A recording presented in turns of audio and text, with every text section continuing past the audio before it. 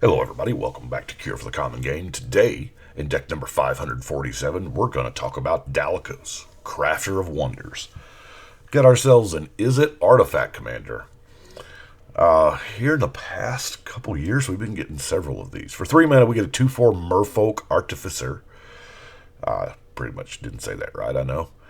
We tap to get 2 colorless that we can only use to cast artifacts or activate abilities of artifacts. So, and then, this is a worn power stone in the command zone, because it's got summoning sickness and you can't use it turn it comes in. But anyway, then if that's not enough, equipped creatures you control have flying and haste. That is outstanding. Now, obviously, this pushes us into equipment deck, essentially. Not really. I didn't go for an intentional Voltron strategy here because to me it's not about one creature. All your equipped creatures have flying and haste, so I tried to avoid creatures with flying and haste because I didn't want to pay for it when it was going to be free. You know what I'm saying?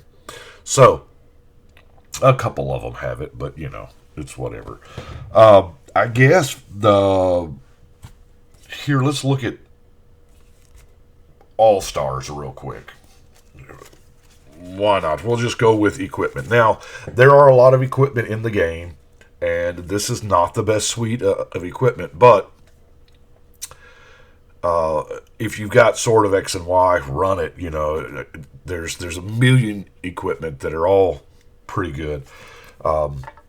Swiftfoot boots. I'm going to blow through some of these that are just in there for equipment. Now, hexproof and haste, that's really good. We're probably going to put this on our commander just to keep him alive. Marauder's Axe just in there for the bigness, because now we have to factor in when evaluating all equipment. Well, it's also going to give it flying and haste. So it's kind of not bad at that point. Hero's Blade, Haunted Plate Mail, Great Sword, Forebear's Blade, Captain's Claw. Now, we've got the Heart Piercer bow in there because we have the guy that goes and finds it. Heart Seeker's not a bad one. You get to unattach it and destroy target creature. This is repeatable creature removal. Now, granted, the equip cost of 5 is no joke, but there are times when we got to do it, and it's totally worth it. Grafted War Gear, the equip cost of 0. Yeah, sure, it dies if it comes unattached, but more than likely, the creature dying is the only way it's going to come unattached anyway, right? Whisper Silk Cloak, Rogue's Gloves, Mask of Memory. Sigil of Distinction, I don't think gets a lot of love because this is an equip cost that does not cost mana. Right? It does cost a mana, but you're paying it up front during the casting cost, essentially. It costs 1 to equip it, but you got to pay for it up front. Darksteel Axe, Bonesaw, Gorgon's Head. Now let's look at the 4 goodies here. Now, Grafted Exoskeleton. This is so. Whatever creature we put this on is going to get +2/+2 infect, flying, and haste. That's a serious beating right there. The only Sword of X and Y I had was Sword of Body and Mind.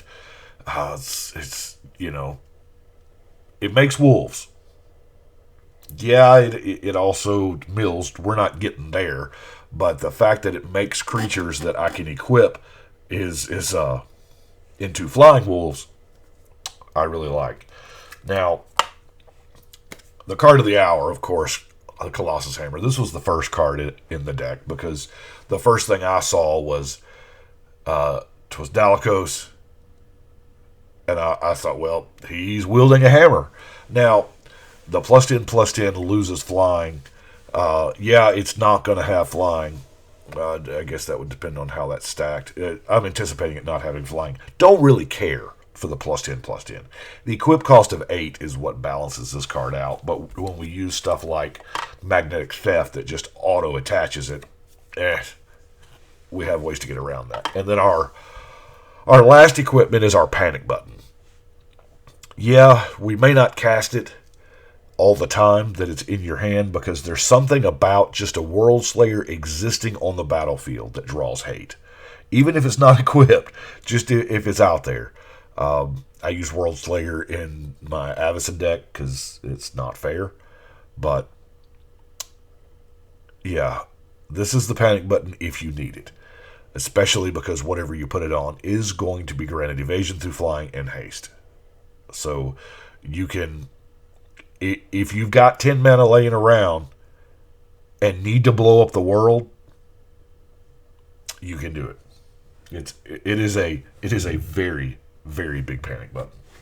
So let's look at some ramp, shall we? I tried to do things like, of course, Ethereum Sculptor, just reducing all your artifacts by 1. Vidalcan Engineer, tapping for 2, Renowned Weaponsmith. Now, I didn't use, of course, this is the one that searches for the bow. I didn't use the Ice Age one because the Ice Age one just says to cast. You can't use that mana to cast artifact abilities. That was before that was a thing. So we're going to need that mana to, attach equipment. Normal stuff, Walking Atlas, Silver Mirror, Hedron Crawler. Now, these are all creatures. The reason why they're creatures is because they're, again, not like the last deck where we were sacking them, but this one we can equip them and start beating with our mana dorks, right? Of course, Wayfarer's Bauble, Midnight Clock, and Mana Geyser, because Mana Geyser is oh so good. Let's see. Let's look at creatures. Something's got to carry these equipment, right? I'm trying a new camera angle here. Trinket Mage. Gonna go find one of your 1-drops. So that's, or could be the 0-drop. But let's look at Fervent Champion. Yeah, blah, blah, blah, blah, blah, whatever. Equip abilities you activate that target this cost 3 less. In most of our deck, that just says you can equip to this guy for free. 1/1, and having first strike and just haste by itself is very, very good. Champion of the Flame gets +2/+2 for each equipment attached to it, and it has trample right on it. Goblin Gavlineer, trample again, and +2 for each equipment on it, in addition to what the equipment gives us. Now, I am running cutesy stuff like Covetous Dragon. It's a 6/5 flyer, but it's cheap for 5 mana because it's got that drawback of when you don't have artifacts, you got to sack it. Well, I don't really think that's going to be an issue for us. Spiraling Durist holds equipment excellently. Double strike. And now it's going to have double strike and flying and be bigger because of the equipment that we put on it. Foundry Inspector is going to, make our artifacts 1 cheaper. Mirror Retriever, getting something back when it dies. Valduk's in here, right? Because, it's just getting 3 1s. Yeah, I didn't put a Sundial the Infinite, so to keep those elementals, but, The Battlemaster, Volshock Battlemaster. He just comes in and he takes everything. Yeah, attach all equipment in play to it. Now, this is not just yours. It's all equipment. And like it says, the control of the equipment doesn't change, but sometimes that just doesn't matter. If it's a whatever that's going to pump power and toughness, sure. You can control it. I'm still going to punch you with it. Chief of the Foundry. Other artifact creatures are +1. We got a few. Most notable, we've already, okay. Ichor Claw Mirror and Necropede are infect artifact creatures. So these, when equipped, will be granted flying and haste, and plus however much the equipment gives them. Yeah, it's really good. But now, the degeneracy starts with the Blighted Agent, because it's just flat out unblockable. I guess living the dream is the Colossus Hammer on the Blighted Agent. Maybe we cheated on there with the Magnetic Theft. We've spent 3 cards and a total of 4 mana. Jeez. Anyway, now that's a magical Christmas land scenario that will probably never happen, but if it does, oh my gosh, that one time somebody will have the cheap removal spell against me. Or I won't even be playing the deck. Vidalcan Humiliator. Now, I kind of like this one. Metalcraft is probably not going to be a problem, you know? When it attacks, if you control 3 or more artifacts, creatures your opponents control lose all abilities. That's the important part. And have base power toughness 1/1. Now, then the anthems or counters or whatever will kick in, layers. But the fact that they lose all their abilities mean they're going to lose flying. And in theory, by this point, all our creatures are flying, so our team is not getting blocked. Now, I'm trying out the new Shimmer Dragon. Here again, we're paying for flying. I tried not to do that, but 6 mana for a 5/6 flyer. As long as you control 4 or more artifacts, it has hexproof. And then you get to tap 2 untapped artifacts to draw a card. Now, okay. Equipment, you can tap. There's no downside to tapping your equipment whatsoever. It still functions, provided that it's not an equipment that requires tapping, or you know what I'm saying. But yeah, tap 2 artifacts to draw a card. Shoot ya. And then our last creature is the good old fashioned ATOG. Because there are times, game's got to end, right? So, there are times when you just ATOG in there, especially if you've gotten it down to where it's just you and one other player. You can eat your artifacts in that combat and just get nuts. A little bit of card draw in, Thoughtcast, Winged Words, Thrill of Possibility, Frantic Search, and Reverse Engineer, because it's got to improvise. Here again, tapping them equipments. I have a suite of just weirdness. Mirage Mirror, just a good card. Becomes a copy of, whatever you need it to be. Trash for treasure, getting one of those artifacts back.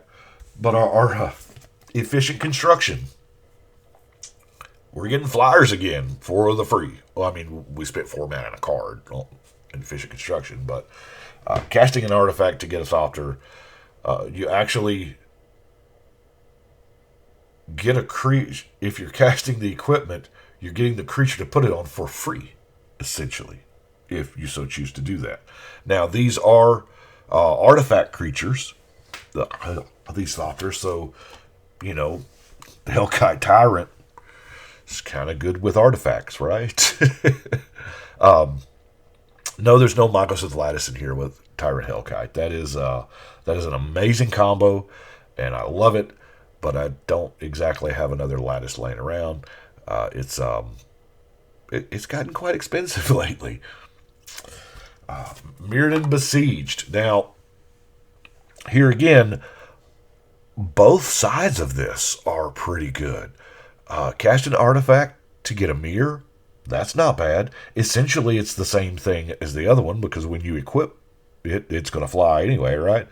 Or then the Phyrexian side, if there are 15 or more artifact cards in your yard, target opponent loses the game. Hence another reason for the ATOG. Another instant win. Of course, we have mechanized production, or as I like to call it, the mech prod. Get a copy of Enchanted Artifact. Now, obviously, Blightsteel is the perfect target for this. We're not playing with that, because there again, ooh. But 8 or more artifacts with the same name, you win the game. Now, this is obviously great with the white card, Smothering Tide. it's outstanding. But we're probably going to use it on Magistrate Scepter, let's be honest. Taking all the turns. I almost had... There was a while building this deck that I had the Unwinding Clock in this deck just for the Magistrate Scepter, but I just couldn't justify it for the one card. The few mana rocks we got would untap, but I just couldn't bring myself there. Now, we don't have a lot of removal because we're doing our thing. Dalakos, it's doing the thing, and that's what it's doing, and it's not doing anything else. I've got like a Hypnotic Sprite and a Pongify, and that is it. It is very much a one-trick pony. We're going to get in there, we're going to do our thing, and if anybody messes that up, then we're just messed up, I guess.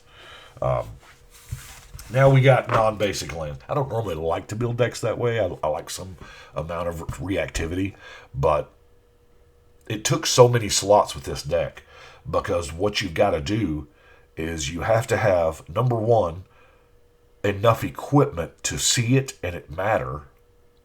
And then number two, you got to have creatures to put those equipments on. So it's a big ask from your deck for both of those things, In order for equipment to work, you got to have somebody to carry it. And with this one, you don't want to just put all your eggs in one basket and Voltron something up and have it pongified, right? Or otherwise destroyed. So it does have the unique situation where you can choose to go tall. You can also choose to go wide. So here is our non-basic lands. Ghost Quarter, Terramorphic Expanse, Evolving Wilds. The Emergent Zone put in there because, might need to, do some flashy stuff. We have a Shivan Reef, Highland Lake, Swiftwater Cliffs. Is it Guildgate? Is it Boiler Works? Gateway Plaza. Great Furnace just for the Metalcraft count. I didn't have a blue one, though.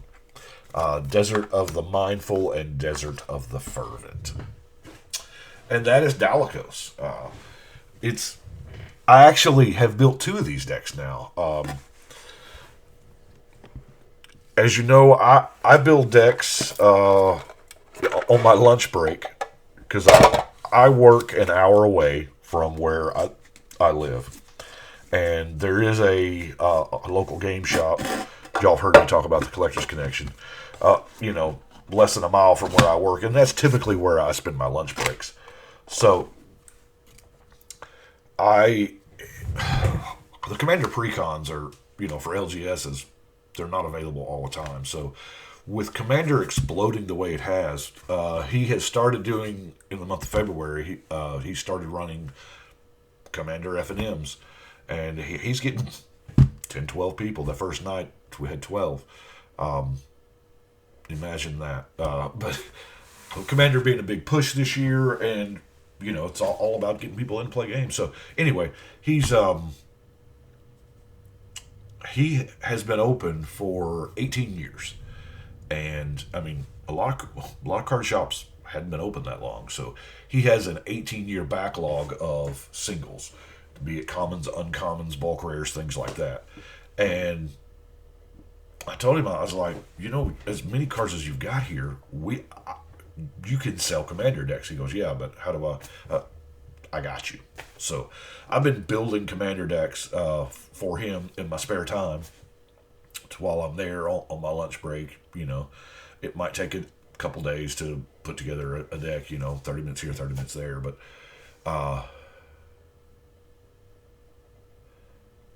I think he sold like 10 or 12 of them or something. And Dalakos was one I actually built there for him. And I knew I was going to have to build it here, for my collection. But building it I saw a lot of like the Blighted Agent. I was like, oh my gosh, that's insane. Unblockable and Infect in an equipment deck.